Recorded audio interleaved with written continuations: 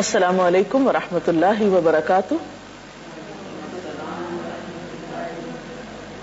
نحمده ونصلي على رسوله الكريم اما بعد فاعوذ بالله من الشيطان الرجيم بسم الله الرحمن الرحيم رب اشرح لي صدري ويسر لي امري واحلل عقدة من لساني يفقهوا قولي. ہماری آج کی گفتگو کا موضوع ہے تم مجھے یاد رکھو میں تمہیں یاد رکھوں گا. دوسرے لفظوں میں آج ہم اللہ تعالیٰ کے ذکر پر بات کریں گے. سوال یہ پیدا ہوتا ہے کہ اللہ تعالیٰ کا ذکر کرنا کیوں ضروری ہے، ذکر کا فائدہ کیا ہے، اور بذات خود ذکر ہوتا کیا ہے. ذکر کا معنی ہے کسی کو یاد کرنا. انسان کس کو یاد کرتا ہے؟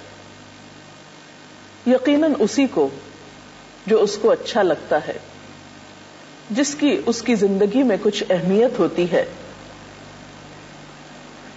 ظاہر ہے کہ ہمارا رب جس نے ہمیں پیدا کیا، جس نے ہمیں سب کچھ دیا، وہ اس بات کا سب سے بڑھ کر مستحق ہے کہ اسے یاد رکھا جائے. اور خاص طور پر روزے کی حالت میں. روزہ چونکہ انسان کو مستقل طور پر ایک احساس دلاتا رہتا ہے کہ تمہیں کوئی دیکھ رہا ہے، اور اس سے انسان کے اندر ایک روحانی سی کیفیت پیدا ہوتی ہے جو خود بخود اس کے لیے اللہ تعالی کی یاد کا راستہ ہموار کرتی ہے. اور ویسے بھی روزے کے ساتھ ہر نیکی کا اجر و ثواب کئی گنا بڑھ جاتا ہے. نبی اکرم صلی اللہ علیہ وسلم سے ایک بار پوچھا گیا کہ سب سے زیادہ نماز کس کی اچھی ہے، سب سے زیادہ روزہ کس کا اچھا ہے، سب سے زیادہ حج کس کا اچھا ہے. تو آپ نے فرمایا جو ان میں سب سے زیادہ اللہ تعالیٰ کو یاد کرے، یعنی جس نماز میں اللہ کی یاد زیادہ ہو وہ نماز سب نمازوں سے اچھی ہے. جس روزے میں اللہ کا ذکر سب سے بڑھ کر ہو وہ روزہ سب سے اچھا ہے، سب سے افضل ہے. اور اسی طرح دیگر عبادات بھی.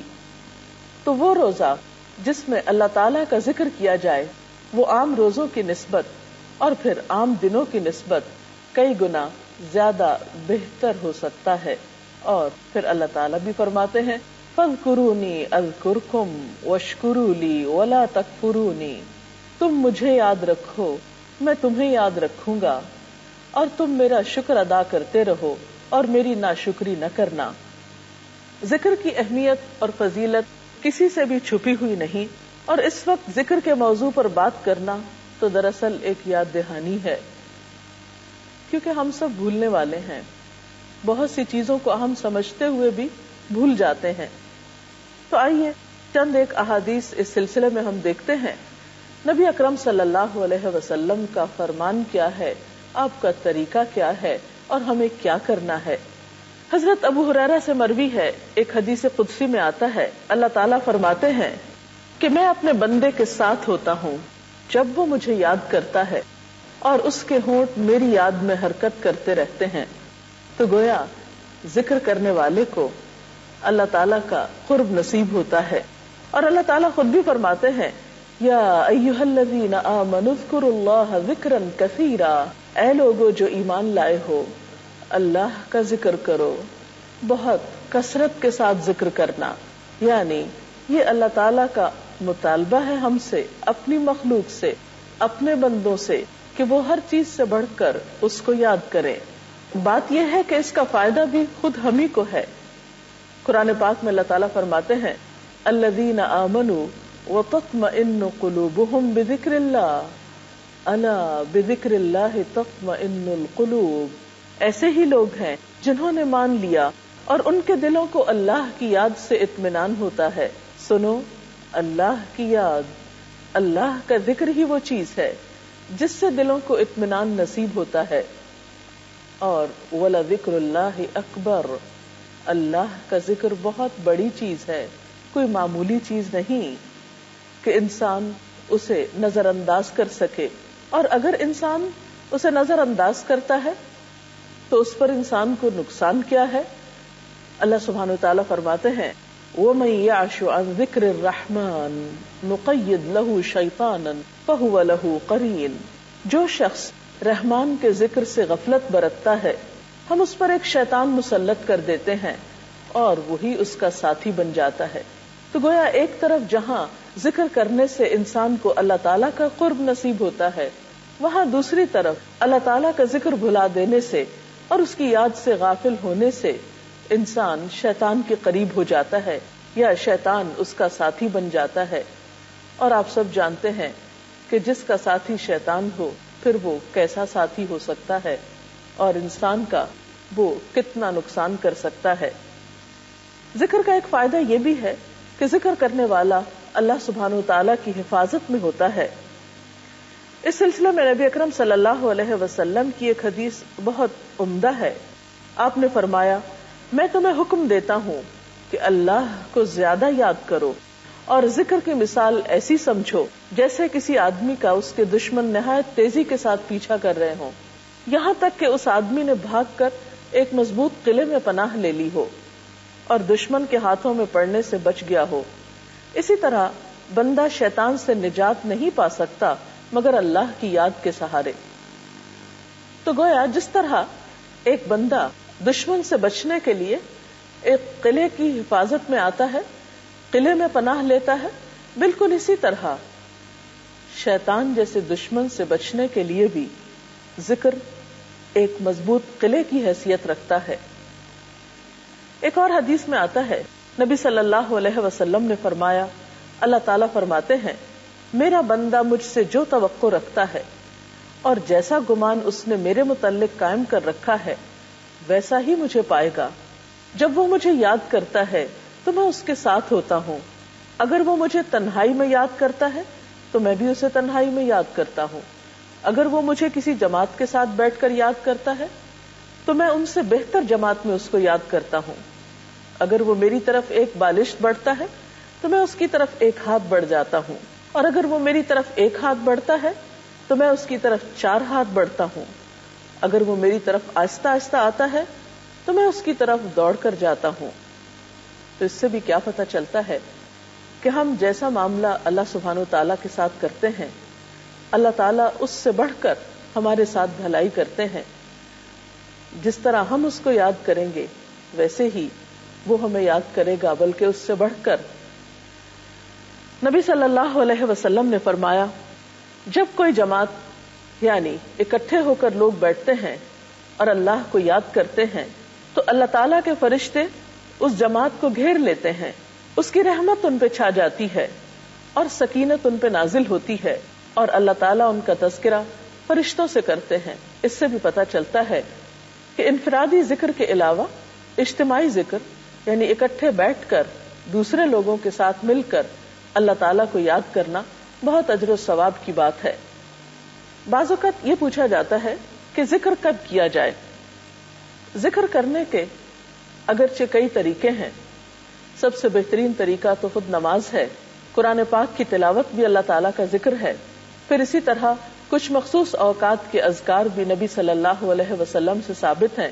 اگر ہم مسنون دعاؤں کا مطالعہ کریں تو ہم دیکھتے ہیں کہ صبح سے لے کر رات تک اور رات سے صبح تک بہت سے اوقات اور مواقع ایسے ہیں جس میں آپ صلی اللہ علیہ وسلم نے اللہ سبحانہ تعالیٰ کو یاد کیا، بلکہ آپ کے بارے میں تو یہ آتا ہے کان یذکر اللہ فی کل احیان، کہ وہ ہر وقت میں اللہ سبحانہ تعالیٰ کو یاد کیا کرتے تھے۔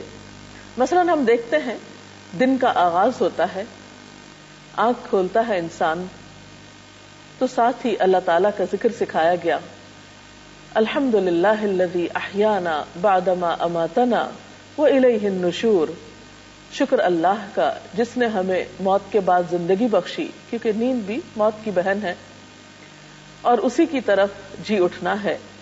پھر اسی طرح چھوٹی چھوٹی ضروریات پوری کرتے ہوئے بھی انسان اللہ کا ذکر کرتا رہتا ہے، مثلا واش روم میں جاتے ہوئے، باہر نکلتے ہوئے، کھانا کھاتے ہوئے، آغاز میں، انتہا میں، چھینک آئے اس موقع پر، مختلف جانوروں کے بولنے پر، بارش برسنے کے موقع پر، بادلوں کے گرجنے کے موقع پر، تیز ہواؤں کے چلنے کے موقع پر۔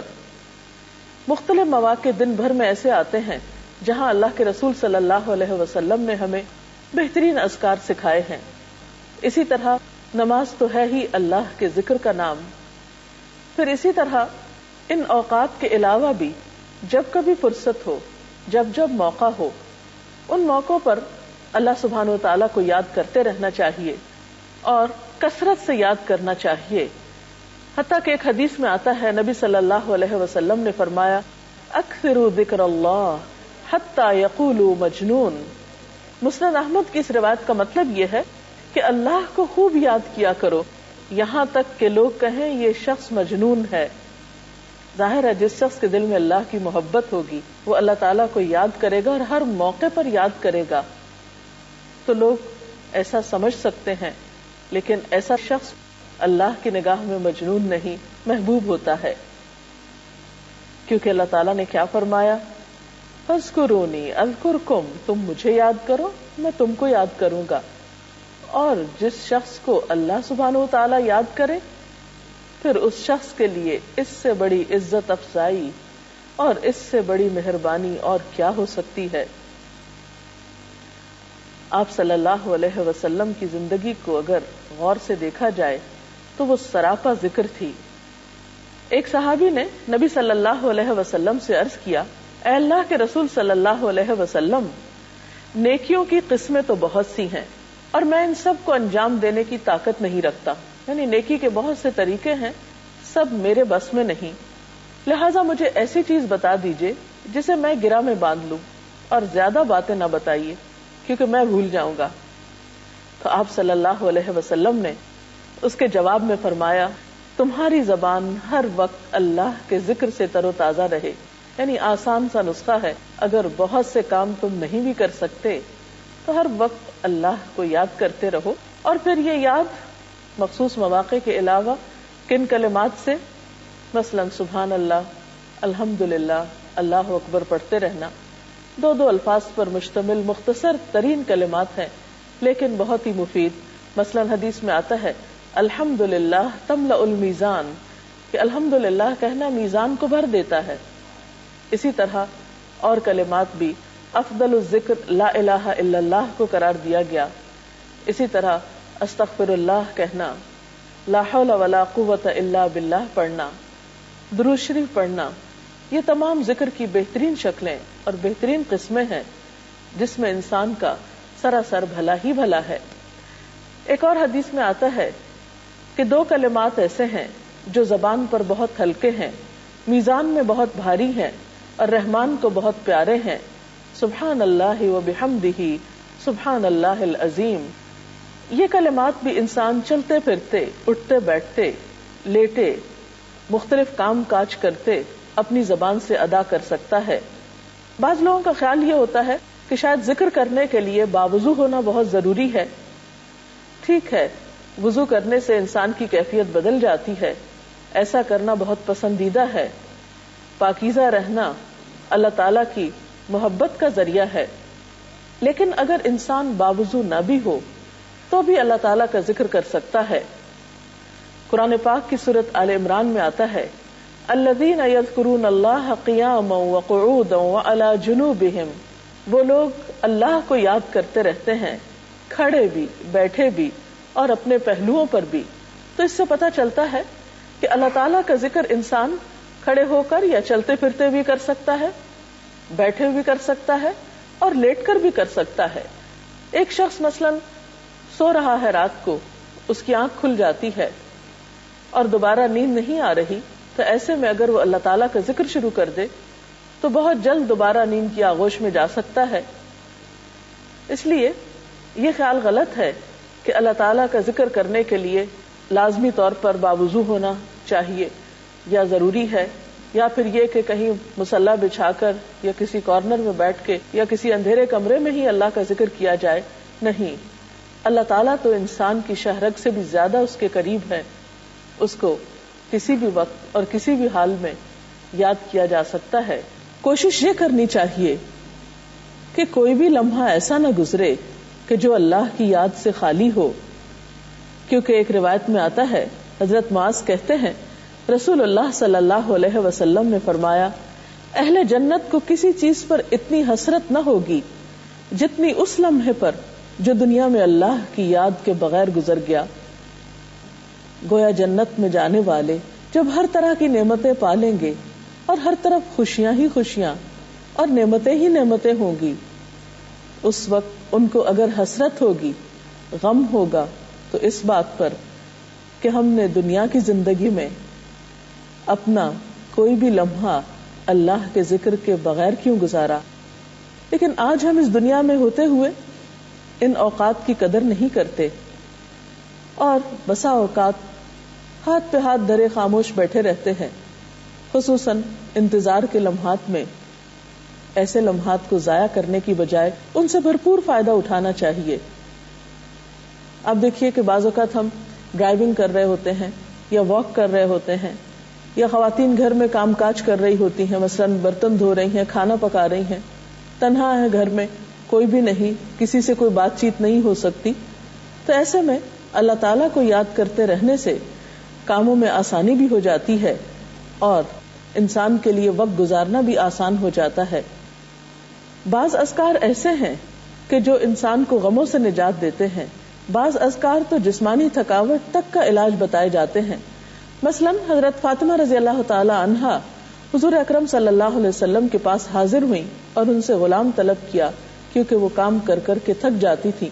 تو آپ صلی اللہ علیہ وسلم نے جواب میں انہیں کچھ تسبیحات بتائیں جو تسبیحات فاطمہ کے نام سے مشہور ہیں کہ 33 مرتبہ سبحان اللہ پڑھو، 33 مرتبہ الحمدللہ اور 34 مرتبہ اللہ اکبر.